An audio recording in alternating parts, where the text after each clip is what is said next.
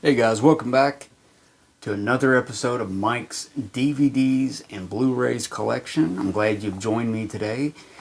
This is part 3 of the Fritz Lang video collection that I have. I'm doing this in 4 parts because I have so many Fritz Lang movies. I didn't want to overwhelm you with a 4-hour video of me rambling.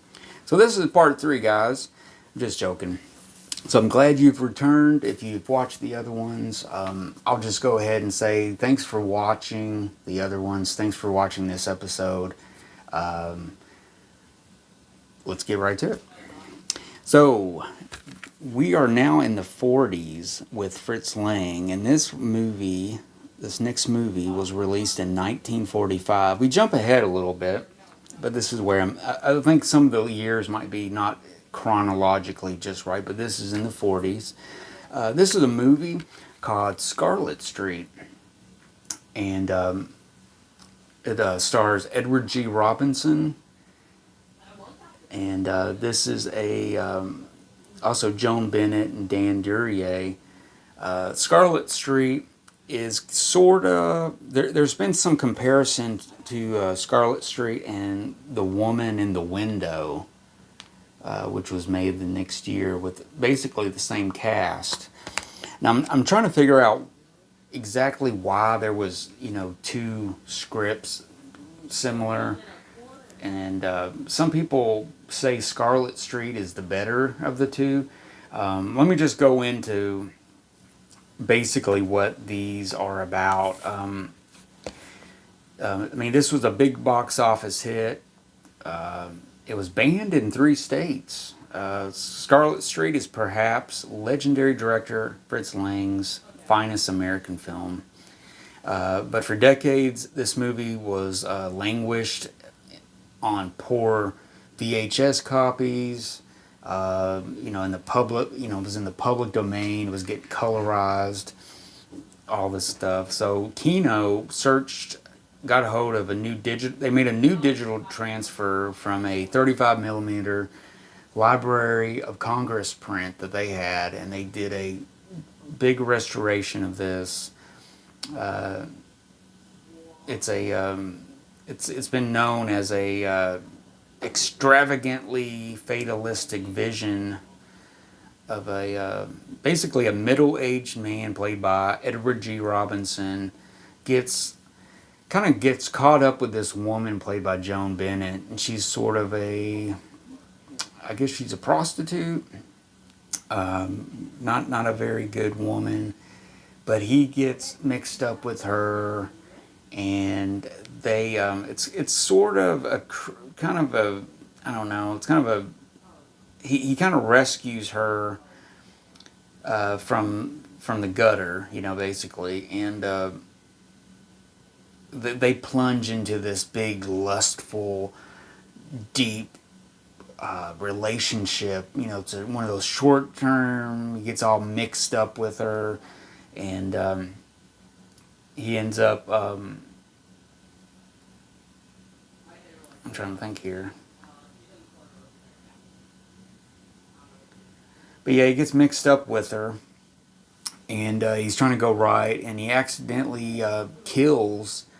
I guess it's her pimp, I guess you could say, the guy played by Dan Duryea, which is sort of, he was going to blackmail him or something, and he ends up murdering Dan Duryea, and they dispose of the body and everything, and then it's one of those really good film noirs where, oh, excuse me, super good film noir where it's one of those, man, he's did the crime, he thought he could get away with it, can he get away with it, and then everything starts coming undone one bit at a time, and and the girl played by Joan Bennett supposed to, they've made an agreement, they're not going to, rat out each other. They're not going to, she's going to be true to him and everything. And of course, I don't want to give away everything in this movie. It's such a good movie. It unfolds. It's such a good film noir.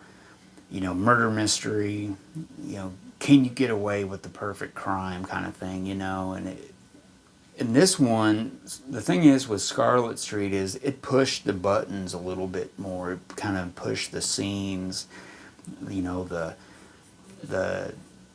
the blood, the sexual type connotations, their relationship in general, and just all this stuff. So, I mean, sure, it was probably racy for 1945, but yeah, it really holds up as it's a really good film noir. I mean, so what's weird is the next year, what is it, 19, or this was it 44 and then 45? He remade it. That's it.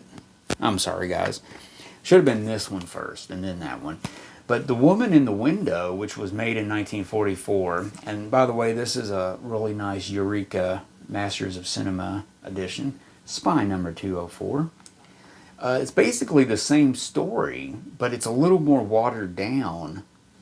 And Scarlet Street, he basically remade it because I don't think he was satisfied. I think it was a producer situation. Let me see if it says here. I'm trying to think. Why did they do that?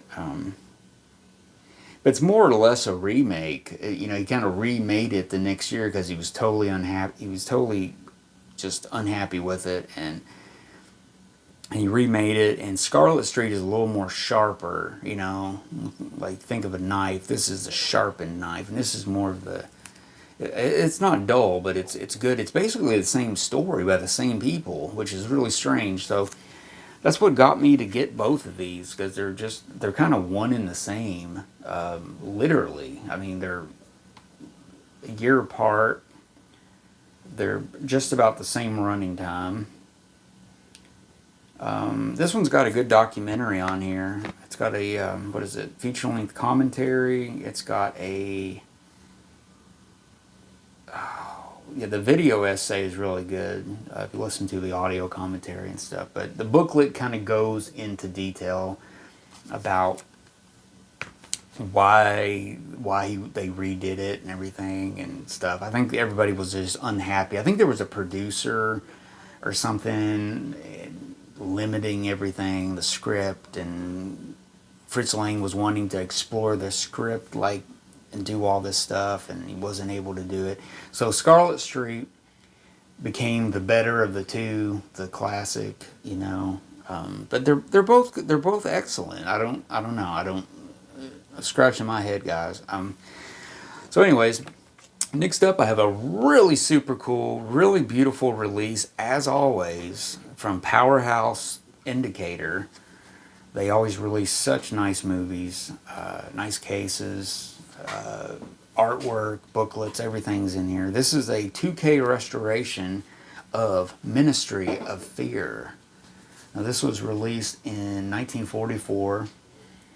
It stars Ray Milland, Marjorie Reynolds, Carl Esmond, Hilary Brooke, Percy Warham, Dan Duryea's back in this one, Alan Napier, and this is it's based on a Graham Greene story of this guy played by Ray Milland. He goes to this he's like just released from a mental institution where he was there briefly after the murder or after the death of his wife. I think his wife committed suicide, and I think he fell apart or something. He was in this home. He was in this hospital briefly. He gets released. He's minding his own business. He goes to this local little fair and stuff. This is in London, by the way. And he goes to this fair. He gets his fortune told, by this fortune teller. And he's like, he's not paying any attention to it. And he leaves, and he wins this prize. Now, inside the prize is a secret tape, something that the Nazis are wanting. This turns into a spy thriller, because at that point he has this thing with him. He gets on a train. He's going to go home.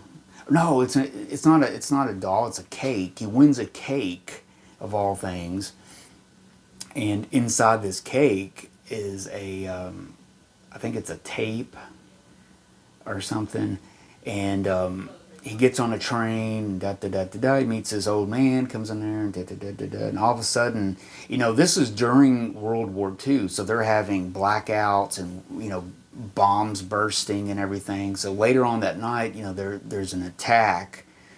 There's an aerial attack. The British and the Nazis are fighting and stuff, and there's like a brief kind of a blackout.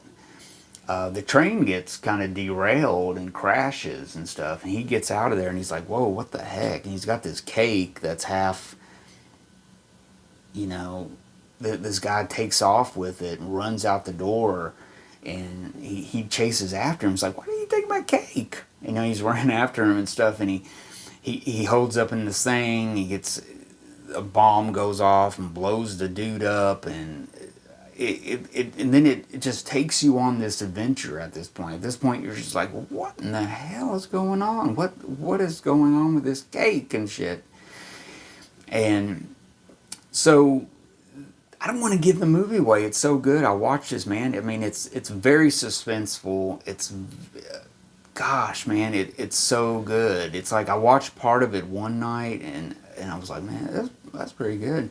And then it was just like, the next day I was like, man, I didn't really remember that movie that well. Did I watch all of it? I rewatched it the next night and I was just blown away. I mean, it's so action-packed. It's so suspenseful. It's on the lines of a Carol Reed, Alfred Hitchcock type of suspense thriller, And Ray Milland is excellent in this movie. He's just excellent. And he meets up with Marjorie Reynolds, Hilary Brooke, and stuff as, he befriends this girl, and can he trust her, and blah, blah, blah. But man, it's great. It's really good. And this has a lot of extra stuff on here. It's got commentary, and then it's got Between Two Worlds, a 21-minute documentary appreciation. It's got Creative Allies, another 25-minute. Adrian Wooten, author of a book about the films of Graham Greene, talks about the movie. It's got the original trailer, image gallery. It's got a 40-page booklet, and it's got some other good stuff on here. But yeah, it's beautiful. It's a beautiful restoration, 2K, Ministry of Fear.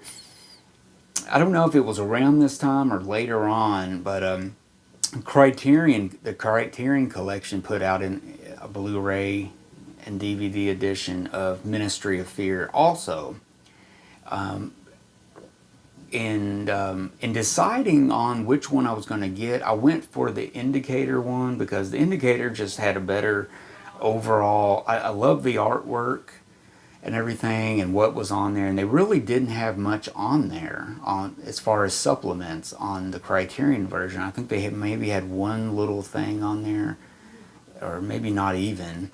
So I chose this one based on artwork and supplements and stuff, and I'm so glad I did because it's such a nice edition, beautiful edition. It's like some of these movies, I don't want to tell you all about them because I don't want to give away the plots because, I don't know, they're so good. But last up on the 1940s, Fritz Lang's Part 3, we're rounding the corner on this one. This is a Eureka Masters of Cinema Spine number 205 release of Cloak and Dagger, starring Gary Cooper and also Lily Palmer. This again is another surprisingly super cool suspenseful spy thriller.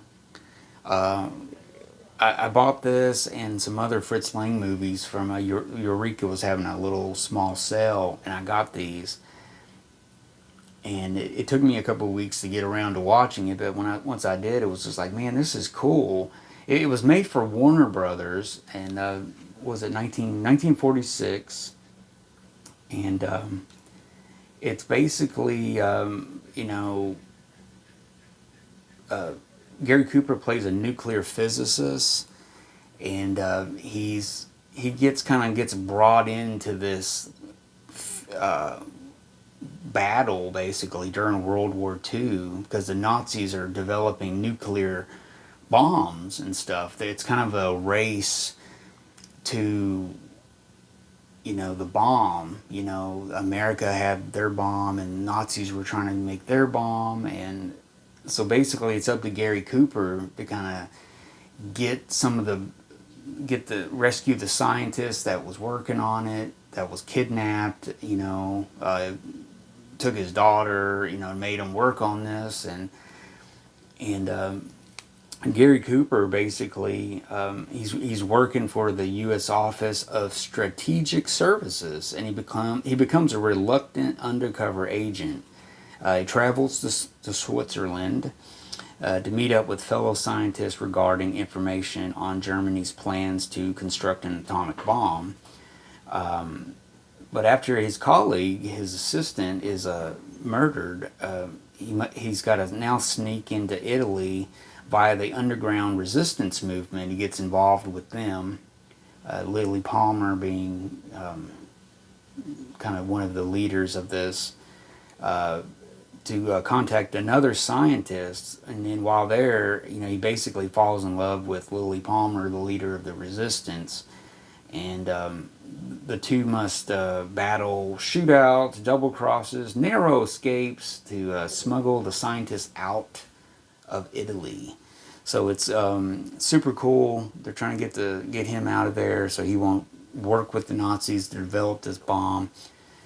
Super nice. It's super cool. Gary Cooper really good as this scientist turned secret agent and everything. So it's really a cool Cloak and Dagger situation. So yeah, highly recommend this. This is a great edition. This is a dual format, so it's got the DVD edition and the Blu-ray. Let's see, what's on here? It's got a video essay called Spycraft by David Carnes. It's got the Cloak and Dagger Lux Radio Theater from 1946, which has Lily Palmer and Ronald Reagan. He's standing in for Gary Cooper doing his part for the radio broadcast of this. And it also has another Cloak and Dagger radio series, the whole Cloak and Dagger radio series, which, it's an audio, it's audio with pictures, but it's 660 minutes worth of that radio program. So it's basically the whole Cloak and Dagger radio program is on there for people, interested in that. It's got the, collector's booklet. It's got a new essay by Sam Dingham. But yeah, highly recommend that. Really good.